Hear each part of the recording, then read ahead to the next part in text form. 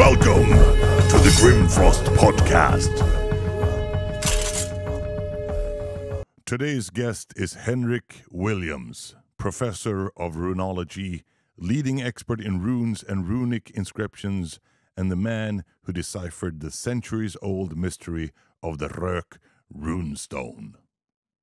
Welcome, Professor Henrik Williams, to our studio. Thank you very much. Very nice to have you here. So, Henrik, why runes? What piqued your interest in this? Because they're just so damn exciting. That's the real answer. They are, aren't they? Yeah, they're unique. They are a unique source just to the things that they witness about, but also their writing system, which is unlike anything else in the world, actually. Yeah. Because I remember when I was a kid, my sister, she's 5 years older than me, and my parents were remodeling her room. They were putting up new wallpapers, and she had learned to write in runes.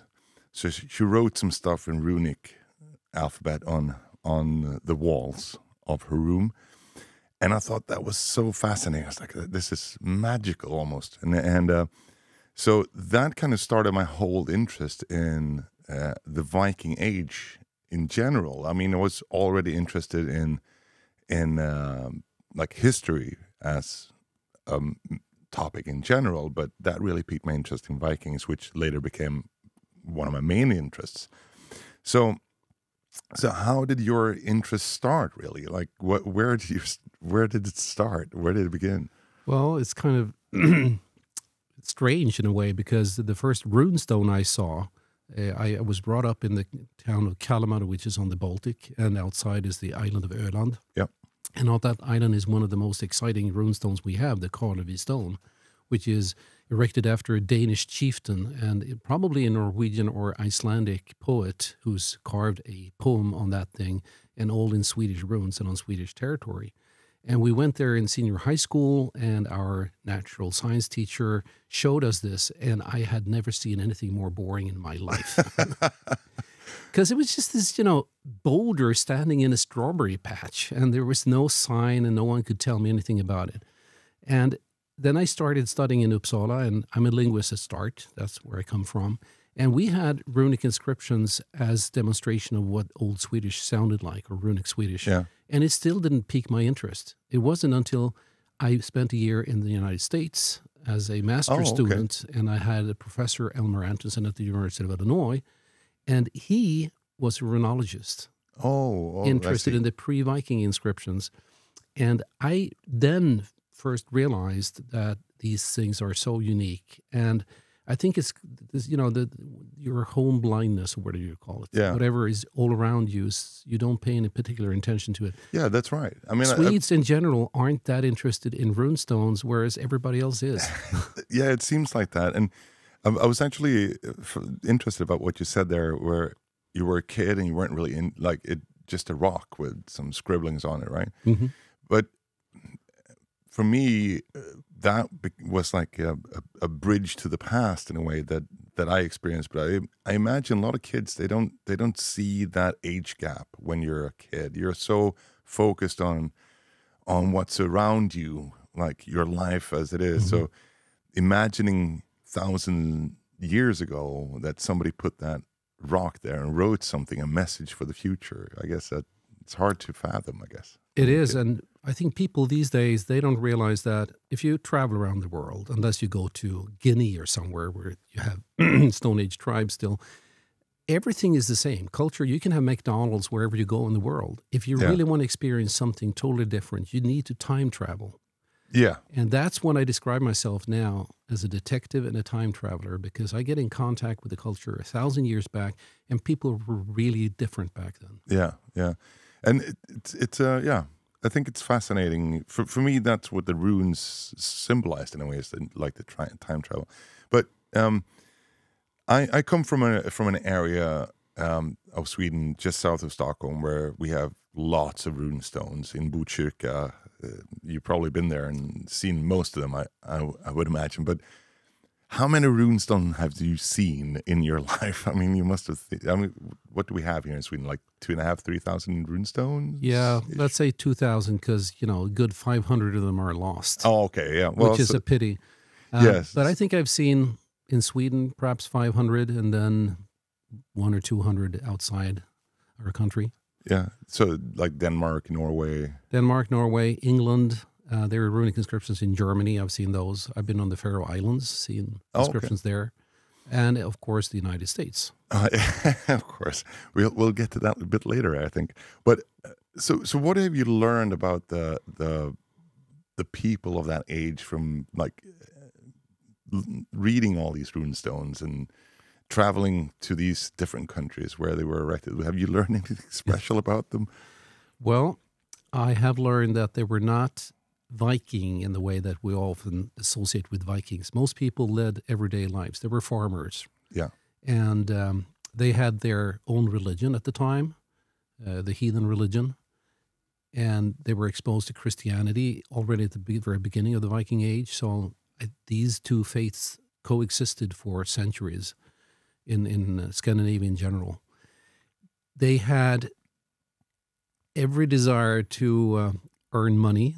That does not differ from nowadays. And a lot of them did go abroad. About 15% of the runestones are about people who've gone abroad. Many of them die there, of course. Of course, yeah. Yeah, but they also killed other people, so that's fair. Well, yeah. Yeah. It was dangerous times, I guess. What I do find fascinating is if you get closer to their mentality, and I do that through the naming patterns they have.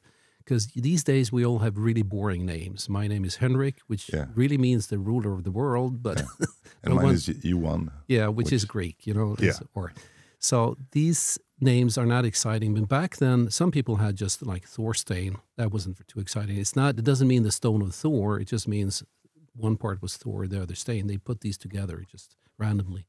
But a lot of people had names who were really like nicknames, or they could be pretty bad. Someone who could be called the unwashed.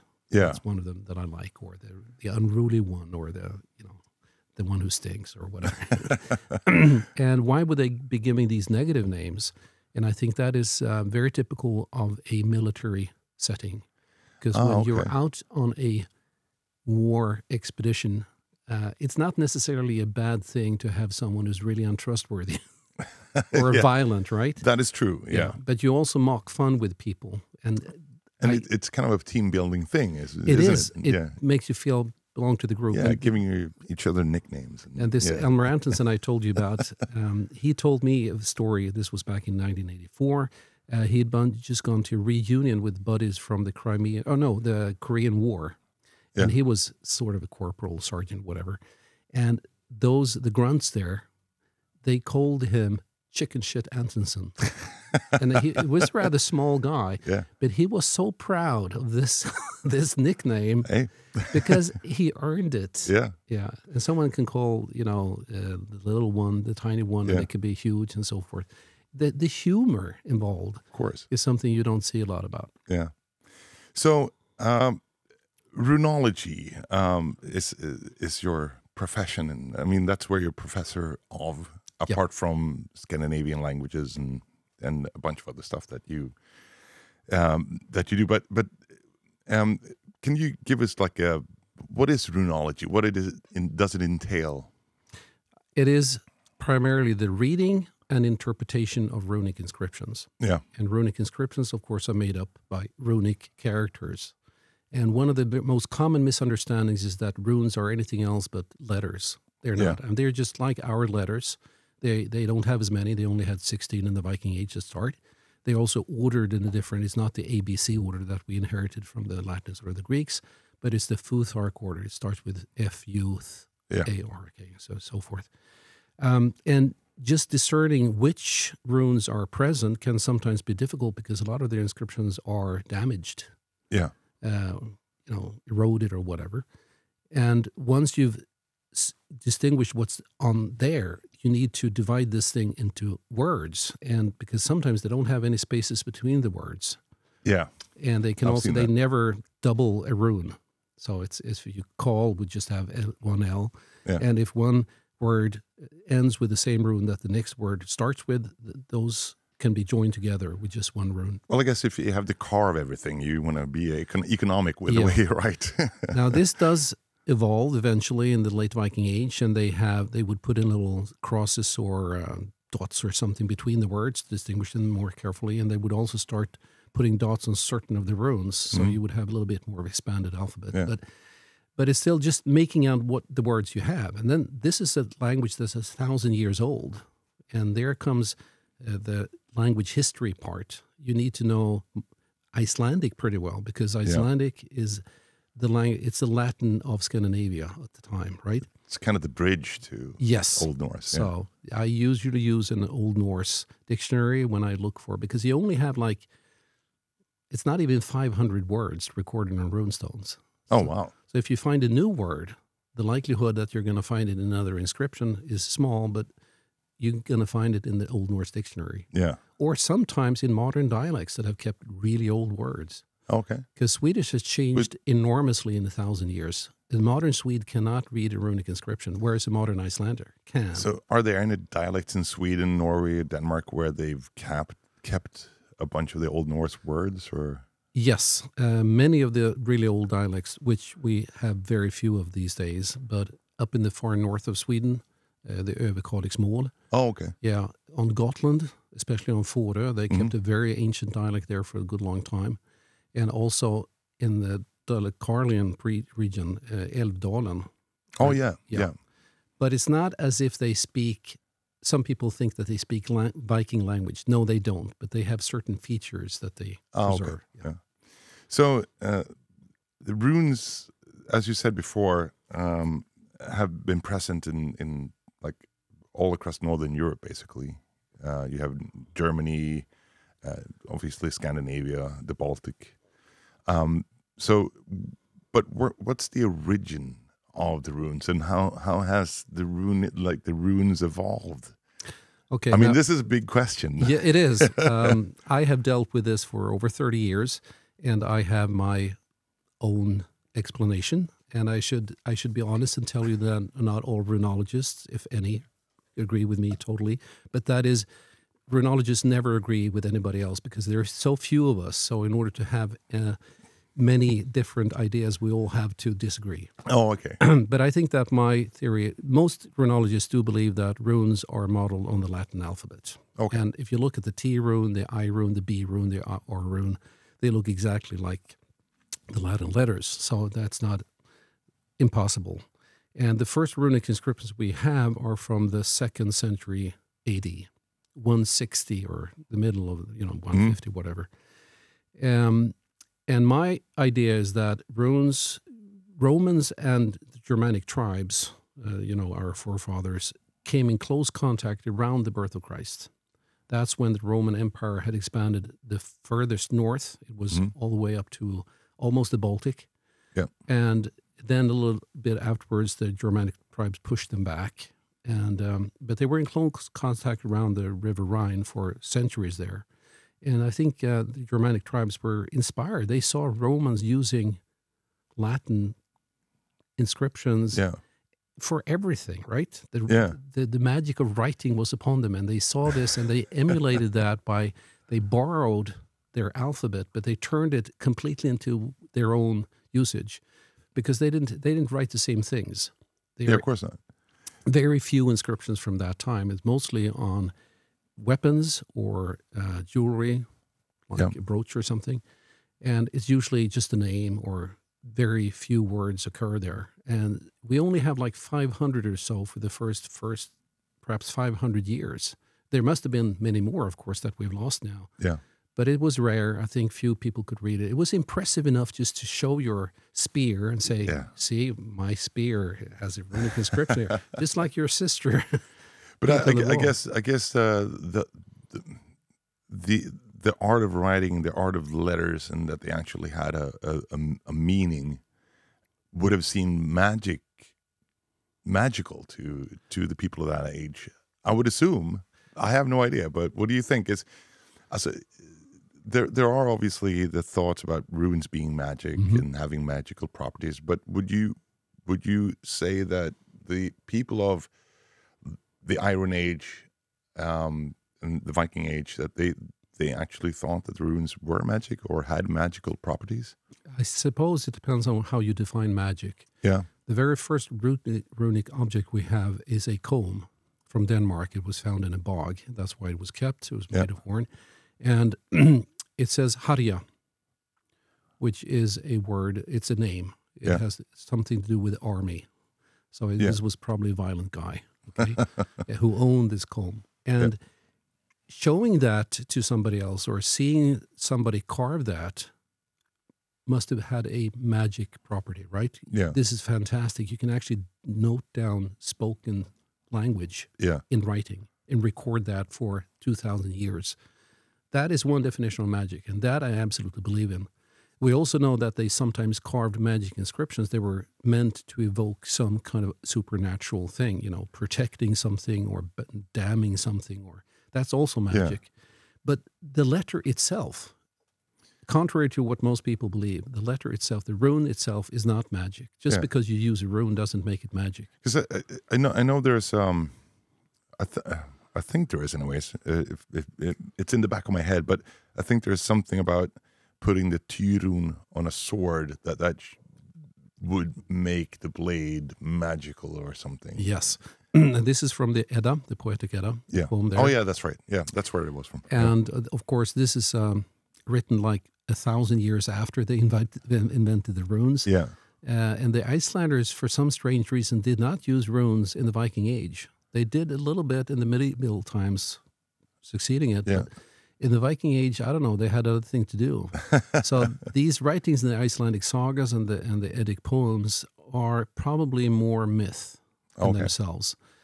We do have examples of people carving a T rune with many branches. Yeah. And again, that could possibly have a magic property, yes. But again, as I'm saying, it's more the inscription. You can write a magic inscription. I can write down in ordinary letters right now, I wish I had more beer, and think that would be giving me more beer. But again, people don't look at their own letters as magic, and the runes were no more. Yeah. The reason why they are thought to be magic is because when they started learning how to read and write, they had to have a process, right? There were no schools, there were no handbooks, they didn't have the Roman literacy thing. So what they did was that they put the runes down in a row, and they had 24 of them to start with, and they gave each rune a designation. We often call that a rune name. Oh, yeah. Yeah, it's not really a name like Johann and so forth, but it's and the first rune, the F rune, was called Fee. Today that means a amount of money you give to somebody. Oh, yeah. But the original meaning was wealth. But I've heard that Fe also represents cattle.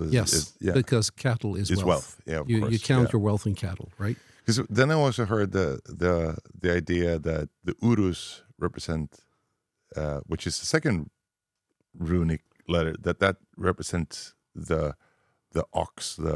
Yes. And then Fe, that's the wild ox, and Fe is the tamed ox. So it should be like the Uthark rather than the Fe coming at the end. But yeah, I guess we could come back to that because there's a bunch of misconceptions, aren't there? There are all kinds of nice theories, and they're all fascinating. But if we want to stick to the truth this time, the thing is, these words are all nouns. They're just common nouns. Yeah. You have ice, and you have hail, and you have man, and you have so forth.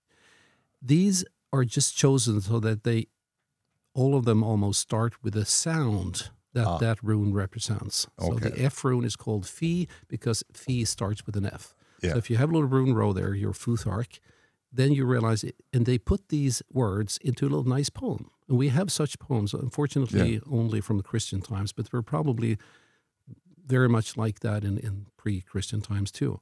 So there would be a little, fee is what you need to have to pay for something. Yeah. And then war means the strength. Yeah. And this way, there were a couple of runes that signify sounds that could not occur initially. So then you would have to know that was towards the end instead. The ng sound, for example. You can never start a word in Germanic with ng. That's true. Yeah. Yeah. So there was a special rune for that. But again, these are just nouns chosen, and they do vary a little bit, but that's not important. They were just chosen as people knew what the rune stood for. And then my name at that time would be Haimarikias. Okay?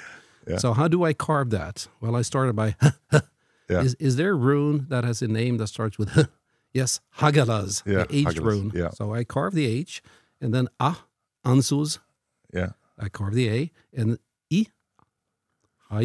Isas, and so forth. And I think this is one of the reasons why runic inscriptions at the time were very short, because this must have taken quite some time. And many of them are misspelled or they're completely unintelligible, actually. Yeah. But that brings me to another thought I had is it's very popular nowadays to do like runic tattoos or like tattooing your names or stuff like that. But what are the challenges of writing runes in, like, let's say English, for instance, like to translate runes into a different language? Because as you say, the runes represent a specific sound, which maybe does not translate into other languages that well. No, I often get questions about tattoos. That's the one question I cannot answer because our legal department has forbidden us. Because if someone let's wrong, not get into tattoos then. But yeah, just if you want to write something, yes, yeah. There are many problems here. First, people, could you please translate this into the runic language? There was no runic language. Yeah, we use our letters to write English and German and Swedish and yeah. whatever, right? So runes could be and were used to write Germanic languages like English and German and Swedish and Danish and so forth. And even they could have Latin words or Greek words or even Hebrew words. They can all be written with runes because they just represent the sound. The sound, right? yeah. Second problem is that there are many different systems of runes. There are at least 4 major systems: the common Germanic type, the Anglo-Saxon type used in England, the Viking Age type, and then the medieval type. And then there are subsets, all kinds of variations there. So when people ask me to translate something to rune, I always need to know, when exactly do you want this inscription to sort of purport to be? And I remember I was a consultant on the movie The Northman, and there was a sword there, Draupnir. And I was asked, this sword was supposed to be from the 7th century, but it was found in, I can't remember, the 10th century. Yeah. And it had a runic inscription. And I told him what it was going to say, and then I got criticized. I'm not going to mention his name, but he knows who he is, for getting this wrong, because it would be this in the 10th century. Yes, but the sword was actually from the 7th century. Yeah. And these things change. It really takes a specialist to know exactly what the runes were going to look like at the time and how you would note them down. And then these different languages, because even if Swedish, Danish, and Norwegian were almost the same in the 9th century, there are tiny differences that you need to keep track of. I've studied this for over 40 years now. And it's, it takes a while. Are you still learning new stuff about it? Every single day. Yeah. I am, and I find out more often than not that I've been wrong before. So it's... So I guess we can circle back to what we were talking about in the beginning, like how the evolution of the runes, like, as you said, the way they wrote the runes in the 7th century differed a lot from the 1000th century, you know. So how was the evolution? Because if I remember correctly, the alphabet, did it start out with 24 runes and got scaled down to 16, right? Yes, which is probably the greatest remaining mystery we have in runology. Why the heck would they do that? Yeah, we think we see part of the problem. I should say that most of the runes from this time are from Denmark and Norway. Okay. We have a few in Sweden too. But there is a great event in the mid-6th century. It's a climate catastrophe, which is caused by a number of volcanoes in North America and possibly on Iceland erupting and spreading an aerosol layer over big parts of the earth. Yeah. And we have written sources from China, lots of them from the medieval area. We have traces of this in the Kalevala and in the Eddic poems of, 3 winters in a row and no sun. And they say that the sun was sort of occluded so it didn't shine properly. And you had this going on for 11 years. And about half of all people in Scandinavia died at the time. Mm-hmm. Society must have changed fundamentally. It had a great impact on religion at the time, because before then everyone had their own little church, or more or less. You know, the farmer would sacrifice stuff at home or go outside and do it in his local bog. Everything was centralized more after this climate catastrophe. Which I guess is what people do in times of disaster. We tend to come together to try to survive as a group rather than do our own thing, right? Yes. Yeah. And I think that difference in society, of course, thralls and people who were less well off were the ones who died first. And the few people that had any kind of resources, they could strengthen their position afterwards and control more people. And when society changes, language changes too. Yeah. So we had one kind of language, what we call the Proto-Norse, the early Proto-Norse until this time. And at this time, suddenly the language changes radically. We get 3 new vowels. Y, ä, and ö appear. Oh, wow. Okay. And lots of other sounds were, the words that these names, runic names, for example, the rune that stands for W was wunyu. You can hear that it starts with a w. Yeah. After all this, it was yn. Yn. You couldn't use the W rune anymore for the W, right? Okay. So we can explain some of the things that because the language changed, the runes could not be used for their old sounds. There were 3 new sounds you had no runes for. The Anglo-Saxons were very logical. They just expanded from 24 to 28 and then to 33 runes. So they covered everything. They had the Futhorc, right? They had the Futhorc, and they had everything they needed to write anything they wanted. Yeah. But why Scandinavians decided to, let's just cut this crap. We'll just use the T rune for both T and D because they're almost the same, and the K rune for both K and G, and so forth. We just cannot explain all of that. There have been various attempts, but nothing that can really tie it together 100%. Yeah, maybe it's because we Swedes are very, systematic and precise and want to scale down stuff. Well, it makes things easier to write because you only have 16 to choose from, but it makes it a bit more difficult to interpret because... Yes, it does. As I usually say in Swedish, the word for day and roof would be spelled the same. But then you can usually, almost always, by the context, realize if it's one or the other. So that's how we work.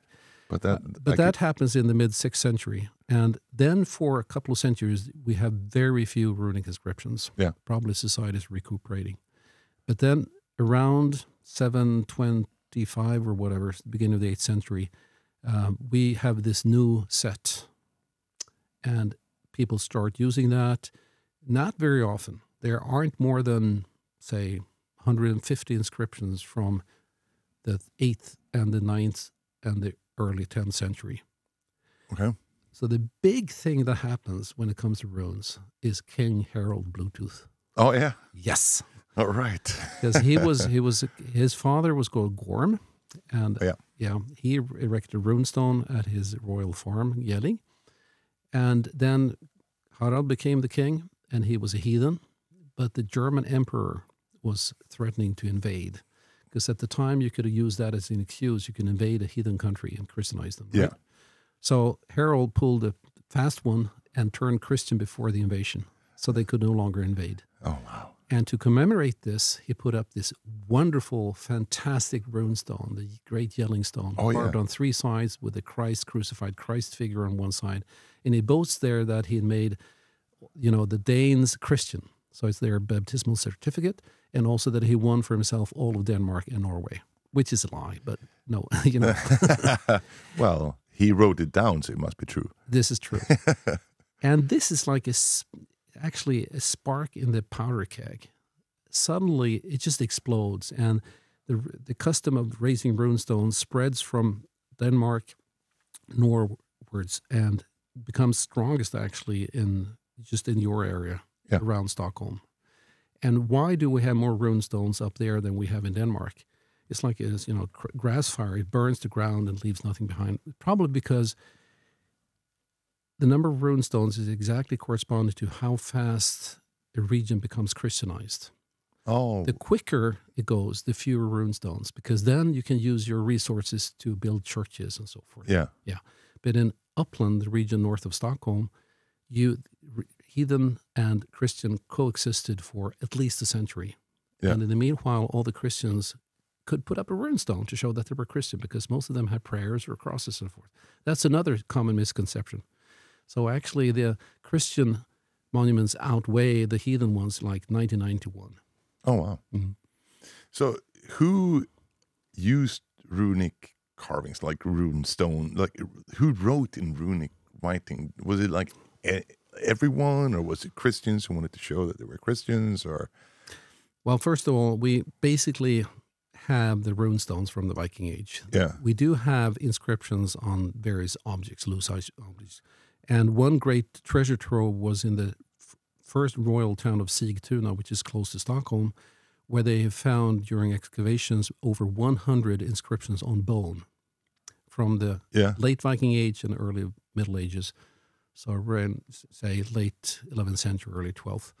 And this is because, of course, because they ate a lot of meat, and when they had a rib or something, they'd, shoot it off, spare ribs. They would just sit afterwards. They didn't have any TV. What were they going to do in the night? Yeah, exactly. So they would carve little nice messages on these things, and that's where we get the everyday language. Yeah. And of course, runic knowledge was not for everybody, but I think that most free men and women could read a runestone inscription because they basically knew what it was going to say. Yeah. So-and-so raised their stone after so-and-so their relative. That's the basic message. And then everything else is like...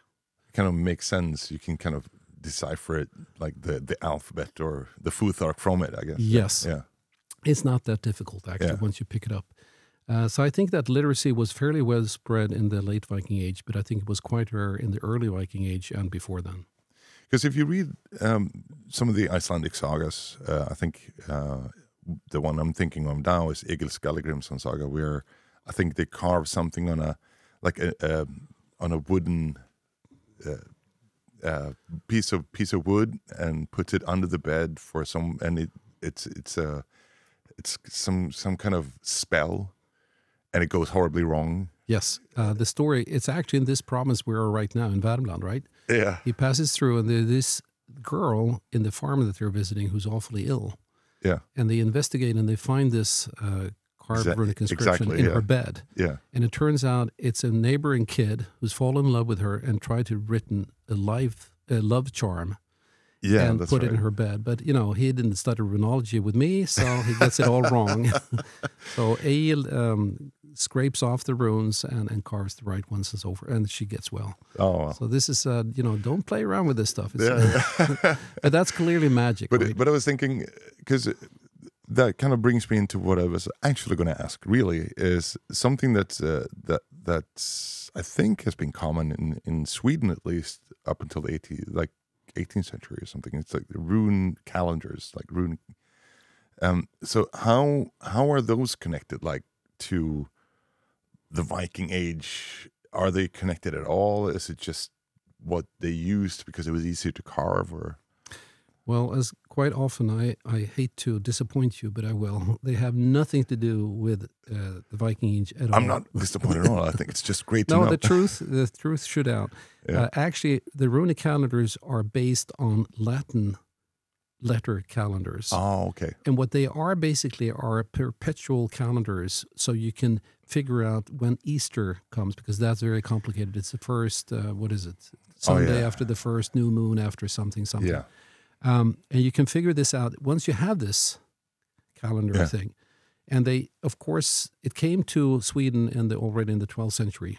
And the first ones have Latin letters, but very soon we have the ones with runes, because that's what they use still here. Yeah. And they would just carve the runes, but they would only use the runes as a letter or numerical values instead. Oh, okay. Okay. Yeah. So they would have 7 runes, Futhark plus age, for the days of the week, and then they would have 19 runes, so the 16 original plus 3 extra for a 19-day as a moon cycle. So this is outside my field of expertise. Anyway, well, we don't have to go super deep into that, but we already talked about like magical properties and now the the rune calendars. But are there any like other misconceptions that exists about runes that you want to elaborate on it a little bit. Well, I think I've covered them. We might as well repeat them. The first one is that runes are just letters. Oh, yeah, of course. Secondly, that they're not inherently magical. Yeah. And which is the most common misconception. I'd say 95% of everything on the internet would claim that runes are magic. You can use them to foresee the future. Yeah. There is very little evidence to support that. And none, I would say, actually. And the third misconception is that they're sort of tied to the heathen world, whereas they were used after Christianity was introduced and way into Christian times. So they don't really relate that much to the Norse mythology, even though I think Odin himself is supposedly finds the runes in Ginnungagap and. Oh yeah, but we learn a lot because they can be used for some inscriptions we have inscriptions say that Thor should hallow and protect this runestone, for example. We have inscriptions mentioning Odin. So we learn, but it's just a medium writing itself. Oh, okay. Yeah. And when Odin falls from the tree, probably Yggdrasil, and finds the runes, this is another thing that has confused a lot of people, including myself actually, that the word rune in Icelandic has two meanings. It means the runic character, because he is, according to the myth, the inventor of the runes. Yeah. But it also means the knowledge contained in a runic inscription, which is quite clear because what is it that he finds? He finds all kinds of arcane knowledge, right? Yeah. And this is sort of the insight into this. And of course, if you want to write down arcane knowledge at the time, you have to do it with the runic letters. Of course. Yeah. So you have studied this for a very long time. I mean, what would you say, if you go back to the runology, and what would you say is the challenges of interpreting runic inscriptions? If we're talking about the late Viking Age inscriptions from the 11th century, because that's where you have 95% of them, the problems are not insurmountable. We do find new inscriptions now and then, which is very nice. The problem is more that many of them are damaged, and then, of course, interpreting them becomes more difficult. A great deal of the work that I do is on individual names to figure out, because often they have sort of said, well, this looks like this rather common name. But in fact, if you read exactly what it says, it turns out to be a much more exciting name, which is very rare or unheard of it before. So we expand our knowledge. Lately, I've been dealing more with early Viking Age inscriptions, and they're much, much more difficult because, first of all, the language is even further removed. Yeah. They only have the 16 runes, nothing else. They also tell us stories about things that we have no parallels to. And the problem is that a late Viking Age inscription, all of them have the same message, as I said. Yeah. Whereas the early Viking Age, it seems as they hadn't made up their minds yet. What could you write in a runic inscription? And anything goes. Yeah. So, for example, the great Rök runestone that we might return to from the early 9th century, whatever the inscription is, there's no parallel. There is absolutely nothing else like it. And I'm sure that if we found it today, we would write it out as inauthentic because it's just too good to be true. Yeah. But I was thinking one of the major difficulties would be that there's also different spellings depending on where the rune stone is, I guess. Yes. To the different words. I mean, to the same word. It can be in the late Viking Age. I know one rune carver spells the word stone, which of course is one of the most common words, in 8 different ways. But that's because when you use the word spelled, that's just completely wrong. He doesn't spell anything because there was no spelling at the time. He's just sounding. He writes it. Yeah. And it doesn't matter because we know that it says so-and-so has raised the, and the word that comes there can only be like 6 words. Yeah. And one of them is stone. So as long as you get an S and a T and an N or something in there, everybody knows it's stone rather than kumur, which means monument, or merki, which means mark, or runes, which means runes, right? So it's not, I made my entire career trying to make out that there are important words and there are non-important words. Yeah. The formulaic words are not important. They can be spelled any way they want as long as you make sure this is this word and not the other word. Whereas the important words, like names, they have to be spelled much more exactly because a person you can never guess what a person is called. No. You have to be given enough information. Yeah. But what, like, I saw this lecture you gave where you talked about nonsense carvings, and there are a bunch of those stones in Sweden, I know, and I think one of them which I found really interesting that I haven't seen myself. I was only told about it, but I found it interesting anyways. I think it's like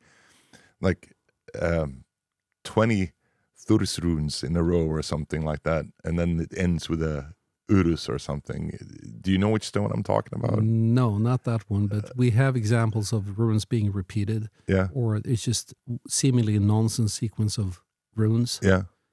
Fortunately, a former doctoral student of mine, Marco Bianchi, wrote his dissertation on this. He's now my boss, by the way. Okay, yeah. And he found an interesting fact that most of the rune stones that have inscriptions like this, there are other types, they are in the periphery.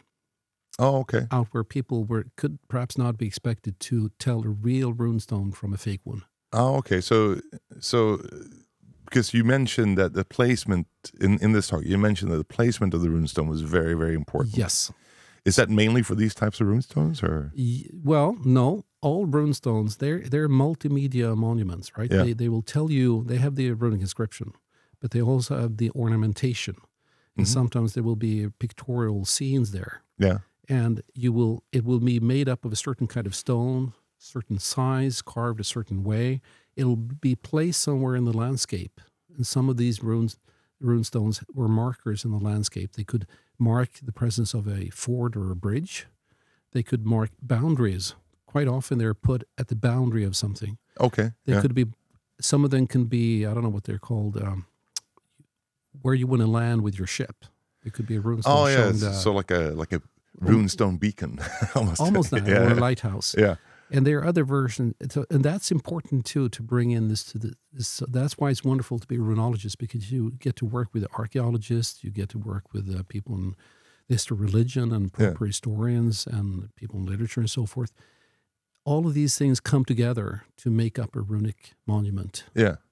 So how does the deciphering runestones impact the archaeology, for instance, or vice versa? Unfortunately, not enough. It constantly surprises me that archaeologists and historians never seem to mention runestones or runes. Oh, really?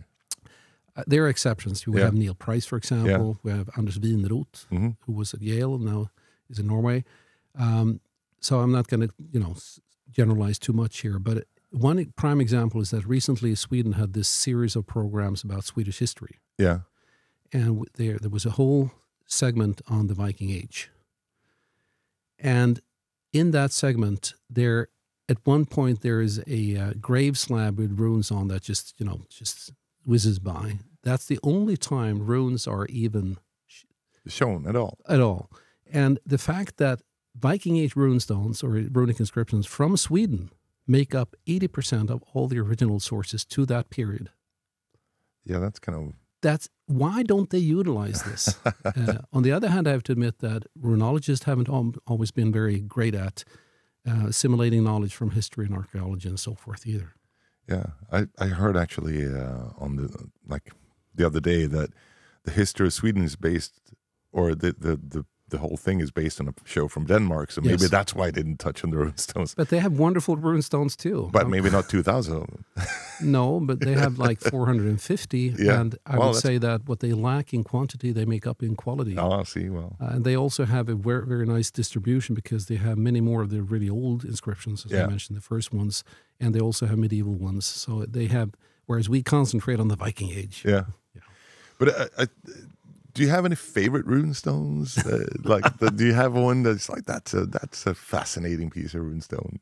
I have several, as a matter of fact. I have one really ugly one not too far from Botkyrka. Oh, really? The Varinge stone, which I'm pretty sure was erected by a former slave. See, I was going to get to that because I saw you talk about that as well. Yeah. I thought it was really interesting. Can you tell us about that runestone? Well, it was considered to be an inauthentic runestone. Yeah. But as a matter of fact, it's not, because it is inspired by another runestone not too far from it. It has a strange X-like symbol in the middle with little runic signs on. Yeah. And the names that were considered uninterpretable are eminently interpretable. But the guy who raises this is called Etti. Yeah. And he does it after someone's called Atte. Yeah. And those are very strange names. Sounds like kids, Yeah. Yeah. And I think sometimes slaves were given childish names like that. Yeah. And it's barely, you can barely make out the inscription, but it follows the formula. So-and-so raised a stone after so-and-so. And in this cross, one possible interpretation is that the person who is commemorated is the hue, which is a word for slave, of a person called Spinka. Yeah.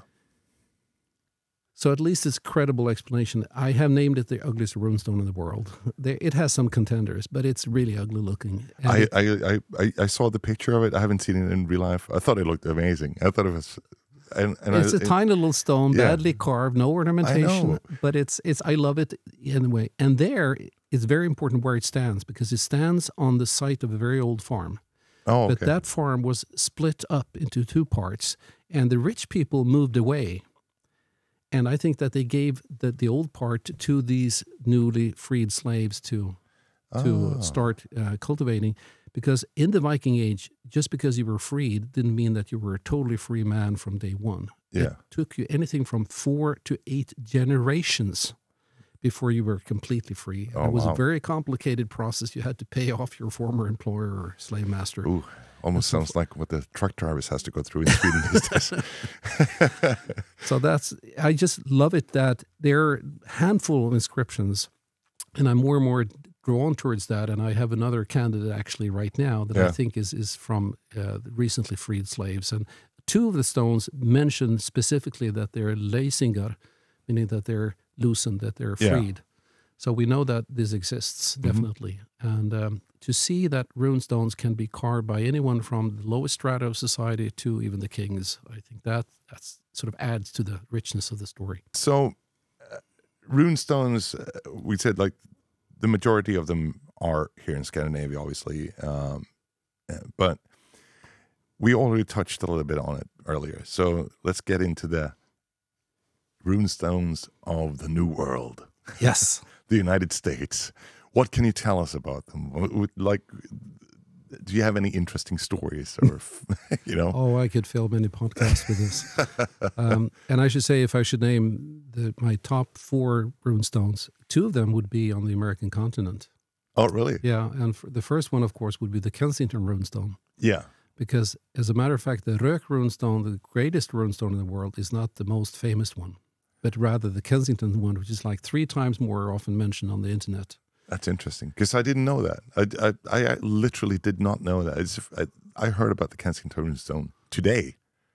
For the first time? For the first time. You have lived a protected life, my friend. Well, I don't really spend that much time on the internet. Okay. No, you should know. This is it's a wonderful slab of rock. It's about a yard high, and it weighs like 200 pounds, so you can handle it. Yeah. And it was found in 1898 by a Swedish-American farmer on his farm in eastern Minnesota, a place called Kensington.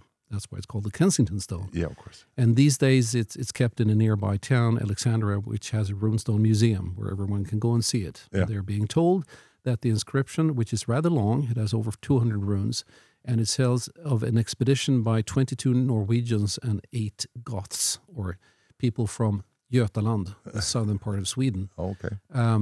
have been there, and they have encountered various problems when they were out fishing. When they come back, people have been killed in their camp, and they were red with blood and dead. Oh, wow. And they also they've left, they're on an island, they say. It's not an island today, but an island at the time could also mean a peninsula, and it's more like a peninsula. And then it's dated to, it has an inscription with Latin letters, 3 letters, AVM, which is probably Ave Maria. Yeah. That's the most likely interpretation. And then it ends by saying that it was carved in the year 1362. And when it was found, at first, no one was really interested, but then it was sent off to various experts in Illinois and so forth, and they all said, no, this is a fake. Because the language sounds like a mixture of modern Swedish and Norwegian. Okay. It has a few old words, but the rest of it is very modern. Yeah. And secondly, the runes have never been seen before. They look very strange. I mean, you can easily make them out, but they have strange forms of everything. Yeah. But then a Norwegian-American, Hjalmar Holland, took an interest in this stone and actually acquired it, honestly or not honestly, and toured with it and built his entire career writing books and articles defending the authenticity of this stone. And what he would do, he would go to old charters from Norway and Sweden and find that these words that people had claimed were impossible, in fact, did exist. Now, 99% of the times he was wrong, but sometimes he was not. Okay. And he toured with this, and then it was even exhibited at the Smithsonian Institution in Washington, D.C. in 1948 as the true article. That is a bit of a recognition. Yes. But then the Scandinavian runologists really got irritated, and Sven B.F. Jansson, who was the first professor of runology we had, he went across and looked at it and said, this is a fake, and, wrote an article about it. And a Danish runologist, Erik Moltke, did the same and so forth. So it sort of lost traction there, and the Smithsonian sent it back. Okay, They didn't dare exhibit it anymore. But then in 1965, they had a world exhibition in New York, and every American state had their own little pavilion. And the Minnesota one did really badly. They were almost on the brink of bankruptcy. Yeah. And they said, they had a crisis meeting, what the heck do we do? And someone said, well, why don't we bring the Kensington Runestone? So they brought it out on a trailer in a big, huge ship, Viking ship. And they had Big Ole, which is a statue of a Viking. And he had on his shield, it said, Minnesota, birthplace of America, ? Oh. And this drew crowds like crazy. So everyone came, watched, looked at the stone, and then it was sent back, and they put it in this museum and they put Big Ole up there, the entrance of town, but they changed now, so it says Alexandria, the birthplace of America, and no ? anymore. It just straightened out and made it an exclamation mark, I guess. Yes. Wow, that's interesting. But I also saw it's actually from the same lecture you gave, the Mustang Mountain runestone. Is that also one of your favorites, or no? You I had have another one? one, but we'll do this one too. Yeah.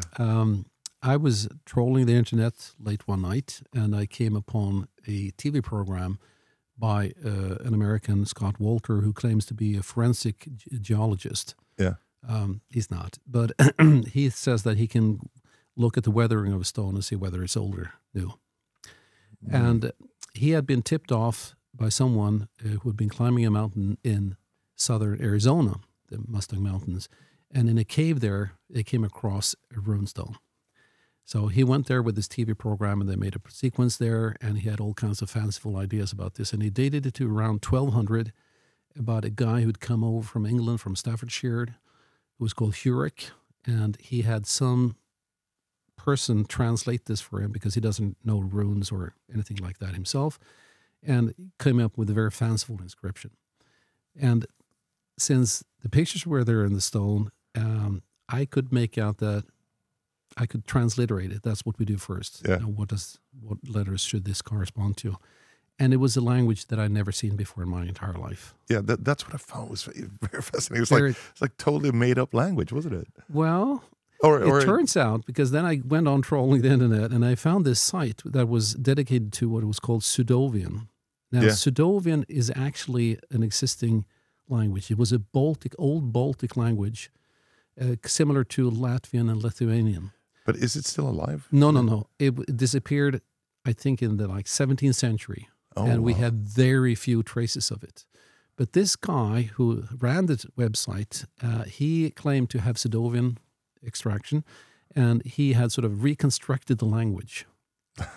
And also he claimed that the Sudovians had been in contact with the Vikings and that they had used the runic script. Oh, wow. So there were runes there, and there were the words, and all of the words on the runestone was found on the website. So it says, I, the Sudovian, carved the runes, and even mentioned his name. Yeah.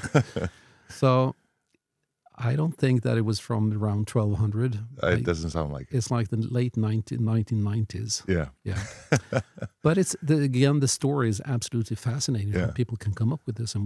But of course, the problem with stuff like the Kensington runestone and this Mustang Mountain stone is that it gives some chauvinist people support for their idea that white people were there much earlier than Columbus. Yeah. And even in some areas, they were there before the Native Americans who moved in later because they've been moved around a lot. So that gives them sort of a pseudo-claim that we have the right to the land here. Yeah. That's how runes can be turned into something really bad. And I guess that's why runology is still a very important field of study, because it can be used for these purposes, which I think is terrible. Yes, and it is being used for those purposes, Yeah. and that's why somebody has to take an interest in this. It took Yeah. me a while because I realized the political importance. But what do you do if nobody can read these things, Yeah. and if there are new runestones, genuine runestones found in Sweden that no one can read? Because it's not as if the government dedicates any special money to runology and says we Yeah. need to have at least one runologist, competent runologist. Yeah. So it's all up to us. I can quit tomorrow if I want to and never deal with this anymore. But fortunately, I have found people in the United States with an interest in runes, a Swedish-American donor who has donated generously every year to us. And in my, in the humanities, even like $10,000 means a lot to us. Yeah, I can imagine. And there is a very substantial donation coming in her will. Yeah. So that's, we will be able in Uppsala to keep on doing runology for a long time. That's great. Yeah. So you said you had a different second Yes. favorite runestone in the United States. You have to Actually, I'm compiling an inventory of all the runic objects in the United States and Canada. And some of them are not runic at all, but they've been claimed to be. Yeah. And my list now exceeds 100 objects. Wow. I'd say that less than half actually have runes. And all of them, except for one, can quite easily be shown to be modern, because most of them have made no claim to be anything else. We know who carved it and so forth. Yeah. But there is one runestone in Oklahoma, of all places. And it's up a mountainside in a small valley. And it's a enormous block of sandstone that has obviously been sort of like a roof and has fallen down like a knife into the ground and stands, I think it's 12 feet wide and 10 feet high, something like that. Oh, wow. That's massive. And it's just perpendicular. And in foot-high runes, it says probably Gnomedal. Gnomedal, that's it. There have been other translations. And it's the older runes, the ones before the Viking Age. Oh, wow. Yeah. So it's very difficult, if you would look at the runes alone, to say that this could be carved after the year 700. Okay? Yeah. And it's very difficult to believe that anyone came from Europe before 700 into Oklahoma, which is pretty far into the United States. Yeah, pretty much to smack carve in the this. middle. Yeah. And there's a way this would actually be a nice Norwegian word. The word does accept a gnomedale, which means a little valley. Yeah. Like a gnome, Yeah. But the report on this runestone is made in 1923. And they're pretty credible reports of it having been there for quite a while already, perhaps 1870s even. Yeah. And there are even claims that when the Native American tribes, who were called Indians, by the way, in Oklahoma, were moved from Florida into this area in the 1830s, they saw the runestone. Those claims have not been substantiated, so I'm going to not believe in them for one now. Yeah. But the runestone could very well be at least from the late 19th century. And the problem here is, even though I cannot for a second believe that it is Viking Age, it's very difficult to come up with an explanation for it as modern too. Because who the heck knew runes in this area at that time? Well, I mean, if you're thinking about like the 19th century, obviously a lot of people from Scandinavia emigrated to the United States. Not to Oklahoma. Well, there were no Scandinavians in but as far as we've been able to determine. I happen to do know that there were a lot of Scandinavians that moved to the area around Wyoming and Colorado. Oh, yeah. which is not that far, actually.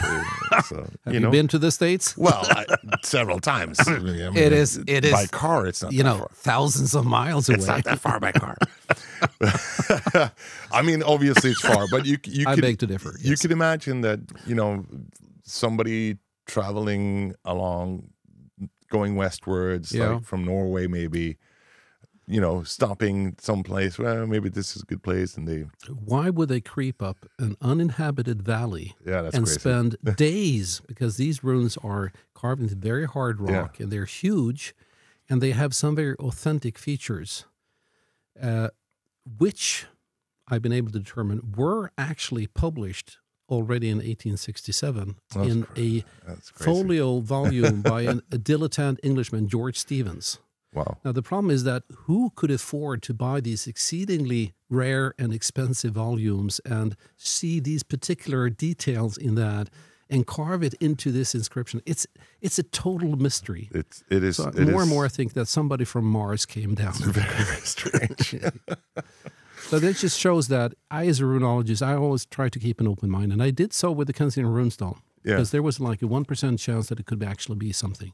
Because the language itself, as I said, there is no smoking gun absolutely proving that it couldn't have been carved in the 14th century until we found the runes on some documents in Sweden. And those documents were fortunately dated to the 1880s, that is the decade before the stone was found. So it couldn't have been inspired by the stone. And it turns out that we have since found half a dozen other examples. It was a completely unknown runic alphabet used popularly by sort of a secret writing type. Yeah. And someone, actually the family, relatives of the family who had written these documents had emigrated to a place very close to the Kensington runestone. Oh. I'm not saying that they carved the stone, but I'm just saying that the knowledge was there. The knowledge was there. Yeah. Well, I guess that's what you need. This is the detective work, and that's what me. But that doesn't remove from the fact that the Kensington runestone is a culturally very important object. It has played a tremendous role in the ethnic consciousness of Scandinavian Americans. Yeah. It has affected American history, and it's a nice object in itself. It just doesn't happen to be from the 14th century. Yeah. Well, that's fascinating. But so those are your the favorite ones. But let's go to one that became big news, as I understood it. And you have a book coming out or you have a book out in Swedish and hopefully soon in English as well. Yes. The Rök runestone. Now, I know that you have this book and you've done several talks about the runestone in other places, so we don't need to go too deep into what it actually says on the runestone. But you and your colleagues, there was 3 colleagues, and stupidly of me, I thought I would remember their names, but I didn't write them down. But maybe we shouldn't mention them anyways. Yes, Per Holmgren, who was a professor of Swedish in Gothenburg, who was the initiator and leader of the project. Yeah, and he had written an article himself, and he wanted to expand that into full interpretation, involve people from all the necessary fields. So he's a very sort of into this language system. He's not into old Icelandic or anything like that. And then he wanted Bo Gräslund, who was one of the people who had written on the the climate catastrophe and its effects on Scandinavia in the 6th century. Mm-hmm. Because at the time we thought that climate catastrophe had to direct reflect on the inscription on the Rökstone. Mm. And then Olof Sundqvist, who's a professor of the history of religion in Stockholm, who knows everything about Old Norse myth and so forth. Yeah. And then me as a runologist, as sort of the guy who I came into the project to stop the other people from doing crazy stuff. But it turns out that some of the crazy ideas came from me. But, we worked wonderfully together for 2 years, and we came together and published this article, which is freely available on the internet, The Rök runestone, the End of the World. And it just went like a tsunami all over the world. Yeah. I mean, it's been downloaded 10,000s of times, and it was in like every news media everywhere saying that Vikings raised a runestone because they wanted to either avert the climate catastrophe, or at least they were afraid of one. I no longer believe that. I do believe that the climate catastrophe had a tremendous impact on the society, and it affected the religion. And it's those effects indirectly, the world that they're saying, that they're talking about the Rök runestone in the early 9th century is the effect of that, the changes that came about in society in the 6th century. Yeah. They have a different view of the meaning of life and what happens, especially in the hereafter. That's the important part. Yeah. I'm boiling here. Yeah, it's pretty warm. You should have told me. How did the whole idea of because the Rök runestone was discovered in the 17th century, yes, if I'm not mistaken, and they've been trying to decipher it ever since. And I guess there's been many attempts and different translations of what it actually says.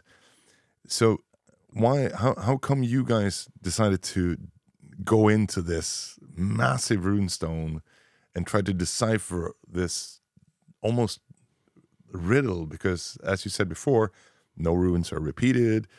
There is all the words seem to be tied together. It's almost no gaps in the writing.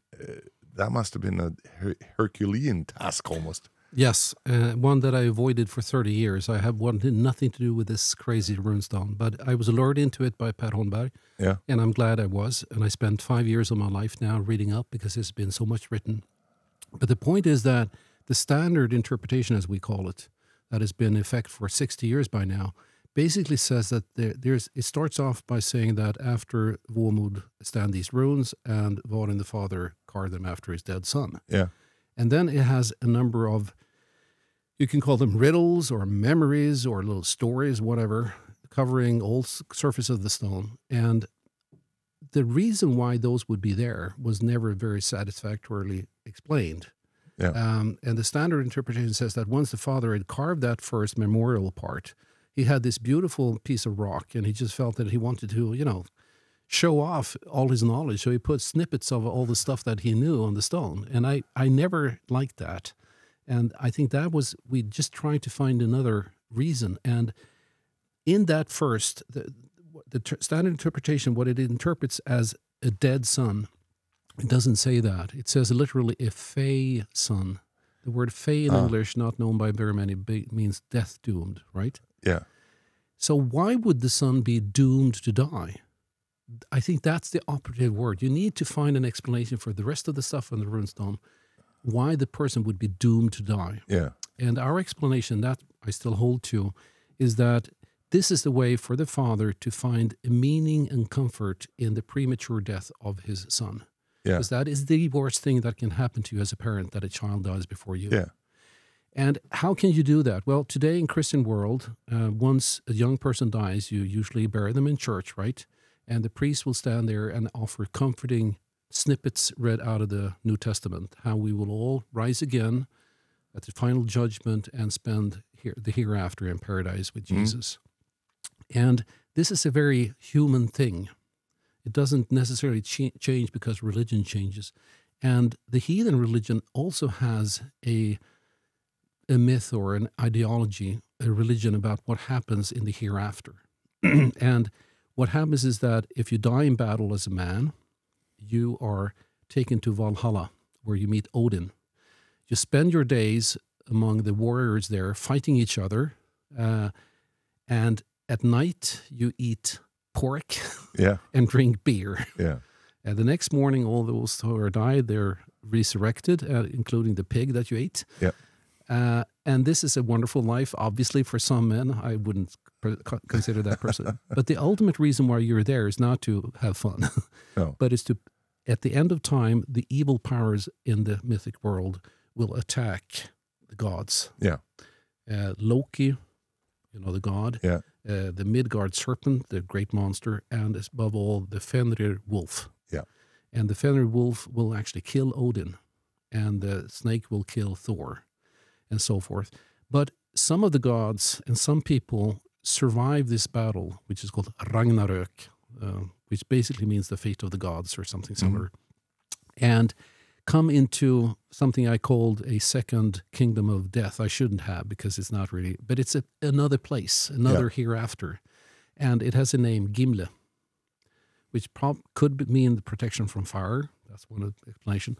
And here, some of the gods, including some of them have been killed earlier, like Balder, or then live in a paradise. And there is a new sun because the old sun was eaten by the wolf. And the explanation why the Henrik runestone is carved the way it is because this is the explanation the father leans towards. He says, okay, my son died prematurely. We're not told how, probably in battle. But he only did that because he and other brave warriors will be collected in the host of Odin. Yeah. And so what we find of the stones are the mythic tales telling the history of the world, more or less, how it was created, the sun and the moon and so forth. The killing of the sun by the Fenrir wolf, the rebirth of the sun's daughter before she was killed, and that she will, and it says so in the Eddic poem, Völuspá, she will then be the sun in the new world. And we have a sun up there, right? Yeah. So the old one, even though it disappeared, and that's where we think this climate catastrophe, it was killed. The sun was killed in 536. Yeah. But it was reborn. Does that mean that Ragnarok already happened then? This is the nice thing about, and this is the same thing in the Bible. Everything has happened, is happening, and will happen again. Right? Yeah. Because in the Revelation, it tells you what has happened at the end of the world, right? That's true. That's true. And the same thing in the Edda. Yeah. This the seeress who sits there, she recounts the story from the beginning of the world and how it will end. Which is this. You can do this in mythology, which I think is nice. We should all be interested in the past, the present, and the future.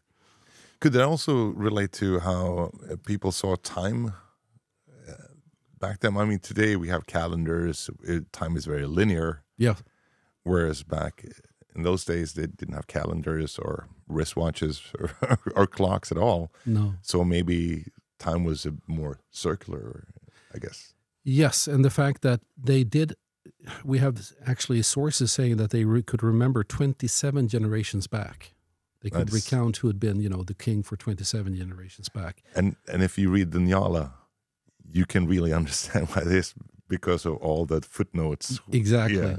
Now, I don't think that they knew what year, because they didn't have any time reckoning like we do. Yeah. They would say the third year of the king so-and-so's reign. But and I can remember this even from as a child, that old people had a different view of the past. Yeah. They had enormous memory, but they couldn't date things. They knew this was that person's great-great-great-great-great-grandmother. But when exactly she lived, that was not relevant. No. But those people were present because they would still, their names would be reused and we would retell their stories and so forth. Oh my gosh, we didn't hardly have TV in those days. So there was all these old stories were constantly retold and people memorized them. And it was also the sort of the feeling that the future will be the same as it is now. And this is yet, we're talking the 20th century. What is it like back when they had nothing else but the oral retelling of old tales? And I guess that also goes into the cattle die, friend die, and like the only thing that doesn't die is the doom reputation. Your reputation, basically, and that goes into that. So that's very fascinating. So all this, obviously, you speak about in your book, and the different like YouTube videos that's out there. But I was kind of interested in the main challenges that you faced researching the runestone, because as you said, as we said earlier, it's been many attempts to decipher it and kind of understand why it's carved the way it is and what the meanings of it is. So it must have been a big challenge to kind of cut past all the previous conceptions of what was actually written on the runestone. Both yes and no, because at the same time we're standing on the shoulders of giants. Yeah. People have done a tremendous amount of job, and in none of the articles or books that I've read is there not something, at least one little tidbit, one little piece of the puzzle that will explain something. And you need to keep an open mind and see the virtues in everything that has gone before you. Mm-hmm. And they have done much of the work, because there are 4 passages of encrypted inscription. And those have been solved way before us. And the reading of the stone, we don't depart from that. Yeah. So a lot of work has gone into this before. But I say the problem is that we have a puzzle, and the puzzle consists of, say, 1,000 pieces. But we have 10,000 possible pieces because one and the same word can be interpreted in 10 different ways, right? Yeah, yeah. So you need to choose which pieces of the puzzle do you choose. And I think that I would claim that we have found, or in my book, I have a complete picture. Yeah. If all the pieces fit together. But that doesn't necessarily mean that it's a true picture, because there might be 100 other or 1,000 other pieces that would fit together the same and would present a truer picture. So research is not over. And just recently there was a longish article published by Jackie Nordström in Germany. And she's also on the internet now in a long interview. And she sort of accepts this idea that it's for the ultimate end of going to Valhalla and so forth. But she does try to defend the standard interpretation. So the work is still going on, and I find that fantastic. It's interesting. But I still think it's amazing, like it's not like solving a crossword puzzle in the Sunday paper. It's like you're going into it, you see these words and you're trying to piece all the pieces together. But did you have... It's just so much fun. But did you, there must have been some pretty big aha movements that you felt going into this? Like, what were the big, defining moments of deciphering the stone, would you say? I would say the first big one was, because I was very hesitant whether we would ever find an interpretation at all. But Olof Sundqvist, a historian of religion, he pointed us towards a poem about a King Eric, a Norwegian king, and he dies in battle. And he's really furious. Yeah. I mean, why did I was winning this battle, and the Valkyries come to pick him up. And he says, why did this happen? And then he encounters Odin, and he says, well, more or less, we need you before the gray wolf comes. Yeah. And there are you have your brothers here before you already, other kings. And that gave me the clue, or us the clue, to why this person would call death doomed. Just like Eric losing the final battle there, or the battle he was in to be taken to another thing. The son died too early. But I guess it's been a big part of the mythology. Obviously, in the mythology, the sun is chased by Skull over the heavens. Which is another word for the wolf. Yeah. So, and then you have Hati, who chases the moon to create day and night. Very, very good way of explaining this. I like it. But but how has it changed the understanding of the Norse mythology, would you say? Well, if our interpretation is close to the correct one, I think that it, first of all, ties... I sometimes say the Rökstone is the Swedish Edda. Yeah. Suddenly you get the same mythology in Sweden, in 9th century Sweden, as you have recorded in 13th century Iceland. Which is not surprising. I mean, we know that they had the same religion. We have plenty of place names in Sweden testifying to the existence of Odin and Thor and Freya and so forth.